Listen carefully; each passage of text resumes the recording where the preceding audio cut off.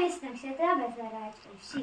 I am studying in 4th standard. Today I am making a part of Kittur Rani Channamma. ಏನು ಕಪ್ಪ ಬೇಕೇ ಕಪ್ಪ, ನಿಮಗೇಕೆ ಕೊಡಬೇಕು ನಾವು ಕಪ್ಪ? ಕಬ್ಬು ತಿನ್ನಲು ಬಿಟ್ಟಿದ ತಪ್ಪಿಗೆ ಕೂಲಿ ಬೇರೆ ಕೊಡಬೇಕೆ? ಮೋಡ ಮಳೆ ಸುರಿಸುತ್ತದೆ, ಭೂಮಿ ಬೆಳೆ ಬೆಳೆಯುತ್ತದೆ. ಹೀಗಿರುವಾಗ ನಿಮಗೇಕೆ ಕೊಡಬೇಕು ನಾವು ಕಪ್ಪ?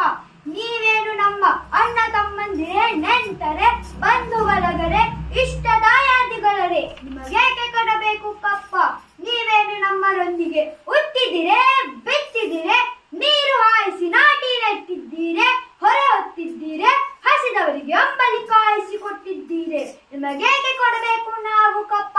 ಕಿತ್ತೂರು ನಿಮ್ಮ ಅಪ್ಪ ತಾತ ಮುತ್ತಾತ ಕಟ್ಟಿಸಿರುವ ಆಸ್ತಿಯಲ್ಲ, ಇದು ಕನ್ನಡಿಗರ ಆಸ್ತಿ.